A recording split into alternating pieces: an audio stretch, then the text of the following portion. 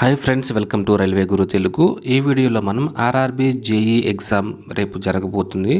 దానికి సంబంధించిన కొన్ని ఎగ్జామ్ టిప్స్ మనం మాట్లాడుకోబోతున్నాం. వీడియో నచ్చితే లైక్ చేయండి, డౌట్స్ ఏమంటే కామెంట్ రూపంలో తెలియజేయండి. ముందుగా మీరు ఎగ్జామ్కి వెళ్తున్నారు కాబట్టి కూల్ మైండ్ మీకు ఉండేలాగా చూసుకోండి. ఎగ్జామ్ సెంటర్లో చాలామంది ఎగ్జామ్ రాయడానికి వస్తారు. అలాగే కట్ ఆఫ్ ఎంత ఉంటుంది, నేను ప్రిపరేషన్ కంప్లీట్గా చేయలేదు అని చెప్పేసి ఇట్లాంటి కొన్ని నెగిటివ్ ఆలోచన మనకు రావడానికి అవకాశం ఉంటుంది. కాబట్టి ఇట్లాంటివి ఏమీ పెట్టుకోకుండా ఎగ్జామ్కి వెళ్ళి ఎగ్జామ్ రాసి వచ్చామా అన్నట్లుగా ఉండాలి. మిమ్మల్ని మీరు నమ్మండి. Trust your self. మీ యొక్క ప్రిపరేషన్ ఏ విధంగా చేశారనేది ఎంతకాలం అనేది మీకు తెలుసు. మీ మీద మీకు నమ్మకం ఉండాలి. సో కూల్ మైండ్తో ఉండేలాగా ప్రయత్నం చేయండి. అలాగే మనం ఎగ్జామ్ హాల్కి ముందుగా వెళ్ళే ప్రయత్నం చేయండి. ఇన్స్ట్రక్షన్స్ ఏవైతే ఉంటాయో ఈ కాల్ లెటర్ మీరు రేపు కాకుండా ఈరోజు సాయంత్రమే ఈ కాల్ లెటర్ తీసుకోండి, డౌన్లోడ్ చేసుకోండి. దానిలో ఉన్న కొన్ని ఇన్స్ట్రక్షన్స్ మనకి ఇవ్వటం జరిగింది. ఆ ఇన్స్ట్రక్షన్స్ అన్నీ ఒకసారి చూడండి. ఏమి ఇచ్చారు ఏంటి అనేది మీరు ఒకసారి చూడండి. మెయిన్గా మనకి ఆ ఒరిజినల్ ఆధార్ మీరు తీసుకుని వెళ్ళాల్సి వస్తుంది. అలాగే ఈ ఆధార్ వెరిఫికేషన్లో భాగంగా మనకు అన్లాక్ కండిషన్లో ఉండాలని చెప్పేసి కొన్ని ఇన్స్ట్రక్షన్స్ ఇవ్వడం జరిగింది. అది ఒకసారి మీరు గమనించండి. అలాగే ఐడి కార్డ్ మీరు తీసుకుని వెళ్ళాలి. ఆ తర్వాత వచ్చేసి మీరు సెంటర్ కోడ్ కరెక్ట్గా ఉందో లేదో చూసుకోవాలి. మీరు ఆడవుడిగా వెళ్ళి సెంటర్ కోడ్ డిఫరెంట్ ఉండి అక్కడ పేరు కొన్ని సెంటర్స్ సేమ్ ఉంటాయి, కోడ్ డిఫరెంట్గా ఉంటుంది. ఇట్లాంటి కొన్ని మిస్టేక్స్ చేయడం వల్ల మనకి టెన్షన్ రావటం, హడావుడిగా వెళ్ళటం ఇట్లాంటివి జరుగుతుంది. కాబట్టి ఈ పాయింట్స్ మీరు గమనించండి. నెక్స్ట్ వచ్చేసి చాలా ఇంపార్టెంట్ పాయింట్, టైం మేనేజ్మెంట్.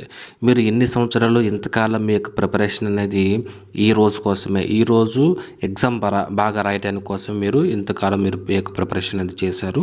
కాబట్టి ఇక్కడ చాలా జాగ్రత్తగా మీరు వ్యవహరించాల్సి ఉంటుంది. మెయిన్గా మనకు పేపర్ అనేది ఈజీగా ఉంటుంది, మోడరేట్గా ఉంటుంది, హార్డ్గా కూడా మనకు క్వశ్చన్లు రావడానికి అయితే అవకాశం ఉంటుంది. సో ఇట్లా ఈజీగా మనకి 50% క్వశ్చన్లు ఈజీగా ఉంటాయి, మోడరేట్గా 20% ఉంటాయి, హార్డ్గా మనకి 30 to 35% క్వశ్చన్స్ అయితే మనకు రావడం జరుగుతుంది. సో ఓవరాల్గా పేపర్ అనేది మనకి 60 to 65% క్వశ్చన్స్ అనేవి మనకి ఈజీ టు మోడరేట్గా ఉంటాయి. రిమైనింగ్ 30 to 35% ఏదైతే క్వశ్చన్స్ ఉన్నాయో వాటిని కనుక మీరు మేనేజ్ చేయగలిగితే, ఏ క్వశ్చన్స్ స్కిప్ చేయాలి, ఏ క్వశ్చన్స్ మార్క్ ఫర్ రివ్యూ చేయాలనేది మీరు కరెక్ట్గా ఆలోచన చేసి ఎగ్జామ్ పేపర్ రాస్తే కనుక మంచి స్కోర్ చేసుకోవడానికి సాధించడానికి మీకు అవకాశం ఉంటుంది. అలాగే ఈజీగా ఉన్న క్వశ్చన్స్ అవి కూడా చాలా జాగ్రత్తగా ఆన్సర్ చేయాల్సి వస్తుంది. ఒక్కొక్కసారి మీరు ఏం చేస్తారంటే చాలా ఈజీ క్వశ్చన్ చదివారు, ఆన్సర్ డైరెక్ట్గా ఆన్సర్ ఏ పెట్టబోయి బి పెట్టారు, ఏ అనేది ఆన్సర్ అయితే బి పెట్టేశారు, సేవ్ అండ్ నెక్స్ట్ కొట్టేశారు. సో దాన్ని మార్క్ ఫర్ రివ్యూ చేయరు. అక్కడ బై మిస్టేక్లో మీరు పెట్టేటప్పుడు మిస్టేక్ చేశారు కాబట్టి దాన్ని అసలు చూడరు. అక్కడ నెగిటివ్ మార్క్ రావడానికి వస్తుంది. చాలామందికి ఇలాంటి మిస్టేక్ చేస్తారు. 5 to 6 క్వశ్చన్స్ అనేవి ఈజీగా ఉన్న క్వశ్చన్స్ కూడా మీరు రాంగ్ పెట్టి రావడానికి ఛాన్సెస్ ఉంటాయి.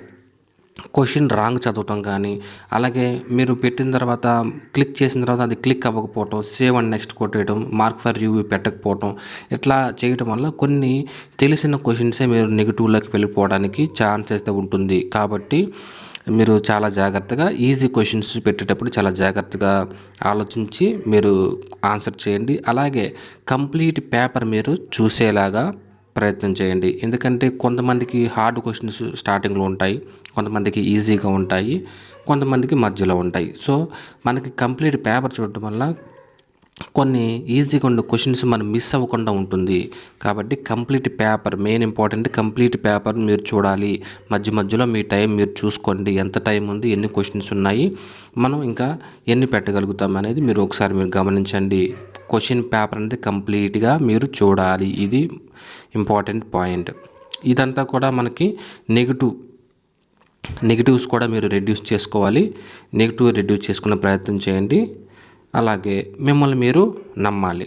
మీరు ఎంతవరకు ప్రిపేర్ అయ్యారు, ఎంతవరకు వచ్చారు, CBT 2కు వచ్చారు, ఎలాగైనా నేను సాధించాలి, మీ పైన మీకు కాన్ఫిడెన్స్ ఉండాలి.